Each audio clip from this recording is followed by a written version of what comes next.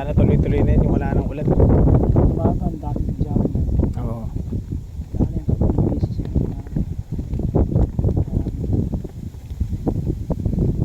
Buti nga dito dumadami yung nagja-jogging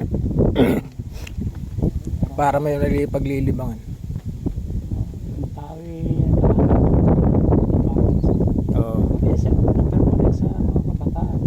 Kaya awa-awa, walang cellphone na gusto mo magkasama. Kasi nakikita nila may cellphone ng iba. Pero yung panahon naman po natin walang cellphone eh, no? Yung pag nasanay naman sa cellphone yung mga bata naman hindi, ang hirap pasayahin na ngayon. Ilang segundo mo lang, yun lang ano nang pag nagse-cellphone ka maghapon eh. Pag ininawalay sa'yo, madali mag-iinit ang ulo mo eh. Nakita nyo yung mga bata ngayon ang nagwawala ng walang dahilan yung dahil sa cellphone lang. Kahit magkapatid, pag isang may cellphone, kasi gusto yung mag-cellphone dito. Oo nga, yun ang problema sa ano ngayon eh. Pag nasosobrahan.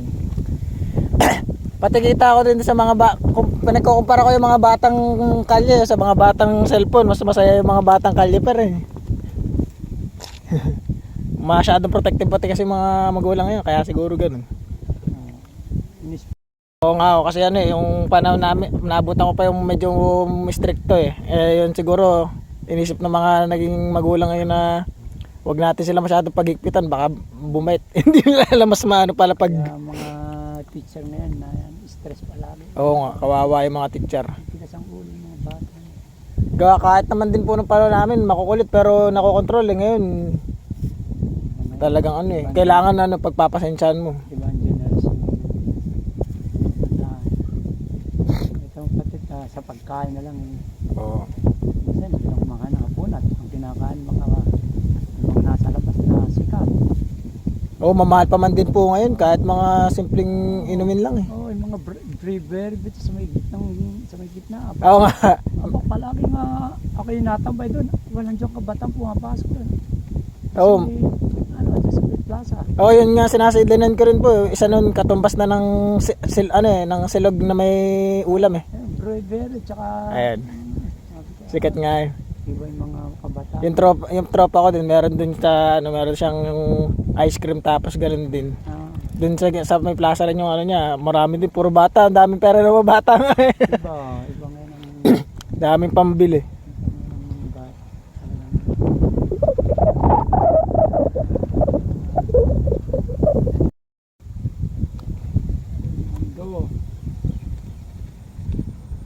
Siguro mas marami.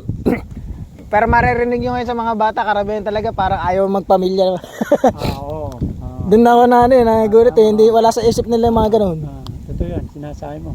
Ngayon ayaw na ngayon magpamilya. Ayaw. Kasi yung kanilang dilibangan na lang na masaya ako dito.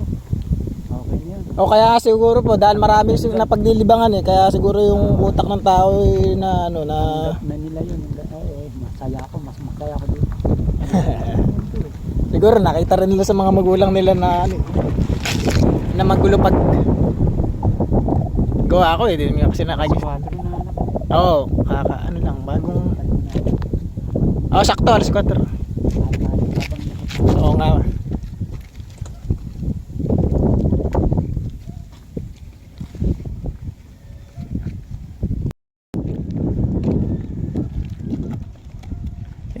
Nakagandaan doon sa ano ngayon eh. Hindi mo na kailangan pang ipahawak eh. Angat agad eh.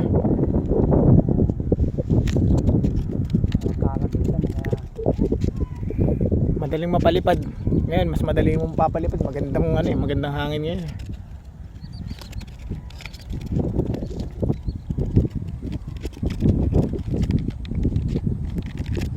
Ayos.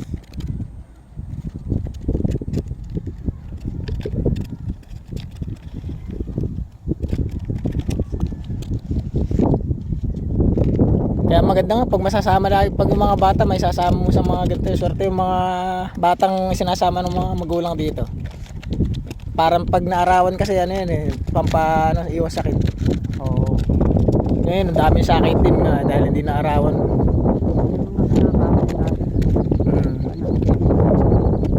Puro matatamis.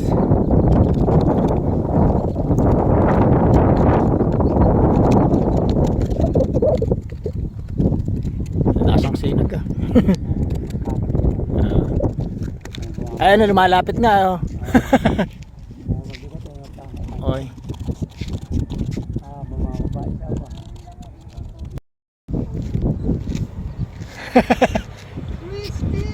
Sana all may kasama ba?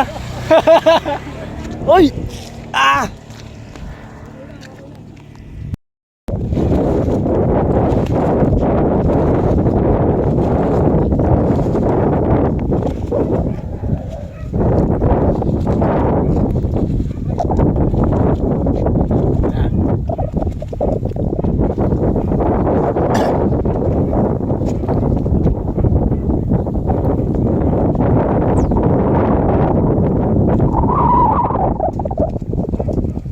Ayos.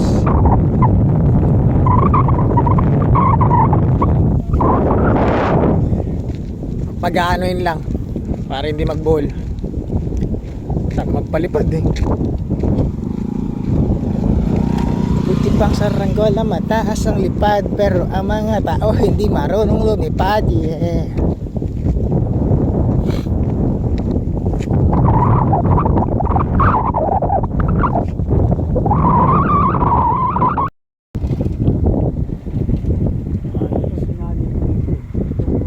Oh, para madali nyo maano. May ibaba ko man siya, yun hindi pa masyado. Mawala man ang hangin ay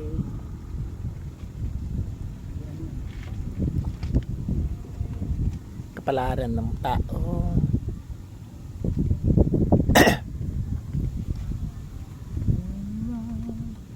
Pero kaya maganda rin na nalabas eh. Madami akong nito mga nakaraan nakakilala dahil din sa paglabas-labas eh. hindi kayo minsan nanonood dyan sa plaza. Oo, lagi ako nanonood, nagbibideo ako ng basketball dun eh. Kaya marami ako mga naging bagong kakilala, pati yung mga dati kong kakilala na nakaano ulit. Mas magandang lumalabas kaysa sa nagkukulong sa... Hindi kilala mo si Rosa nasa abroad. Opo. Hindi ko na nga po inabutan yun eh, si Tia Rose. Parang yung una. Baby. Oo, parang yun yung unang ano eh. Oo. Nung dumating yung kanilang kapatid yung lalaki nila. Opo, nitong nung nakaraan lang din po. Nung isang taon ba yun? Oo, nung mag-isang taon, magdadalawang taon ngayon na.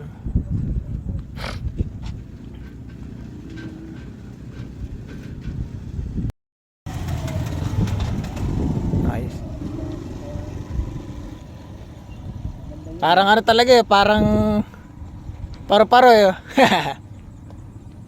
Pag umakyat, tumara rin yung pakpak. Ang galing. Pagka hinihila mo yung maano rin pakpak. Oo. Ako na napinta. Ayos sila eh.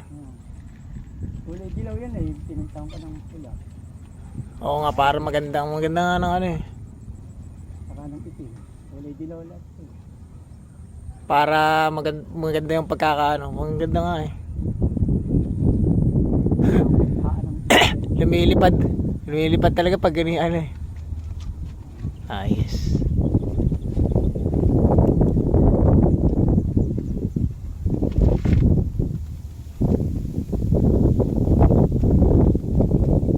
Ang ganda yan, nasa taas. Pag nasa taas talaga, lakas na ng hangin. Wala nang problema.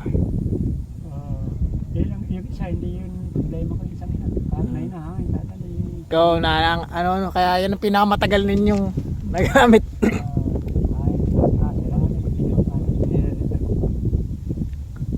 Sulit ng ano nyo dun. Nagastos. 300 yan eh. Adi, Ang laki na nag-aaksit yan. Minsan nalapsit yan eh. Pinakuko ko sa bata sa puno. napapagastos pag yung kinuha. Pag naputo lang, hirap pong bumalik ano. Tapos konting mga tunog lang, nagigising eh. Okay, pagka nagising na alauna, hindi na matulog pa umaga. Nakapikit na lang. Kahit nakapikit, basta Yan na nga rin po nagiging problema ko yan ba. Lalo pag ang ingay-ingay ng lugar. Nako. Ibang tao naman, wala pa pakialam sa paligid nila. iba na ngayon ang mundo ngayon.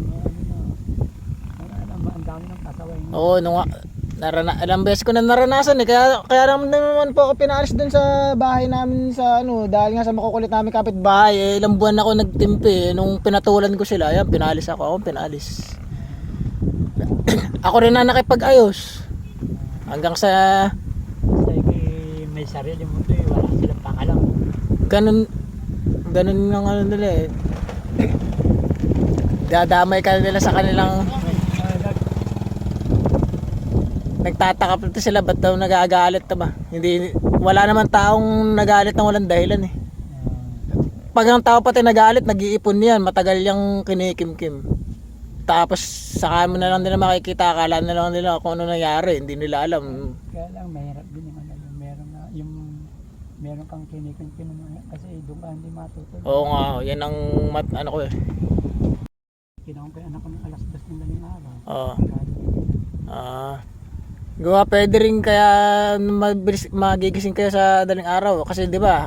Gantong hapon kayo na arawan, eh di ang mangyayari yung oras natin madadagdagan ng konti, di mga hating gabi na tayo makatulog. Pero pag umaga na arawan, maaga rin mas maagang oras ka rin makakaano.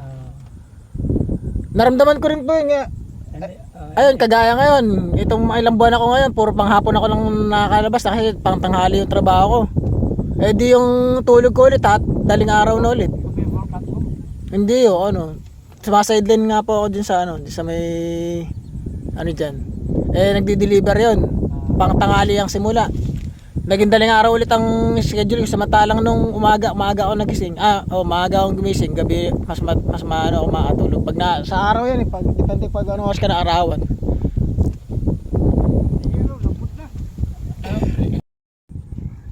Kaya namimiss ko si Tio to eh. Gawain nung kasama ko ng pandemic. Lagi lang kami nasa ano niya eh. Nagtatanim mo. Nagtatanim kami ng mga gulay.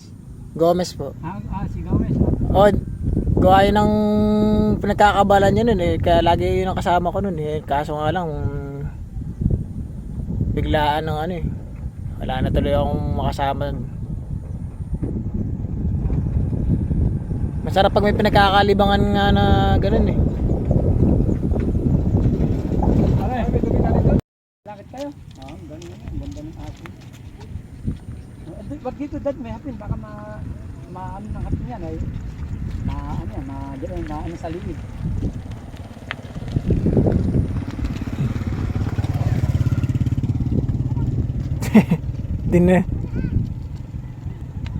Dinadala. Ayan. Papalakad din.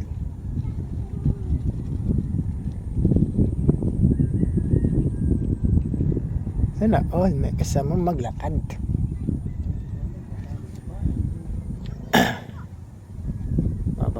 Baba. Ayos.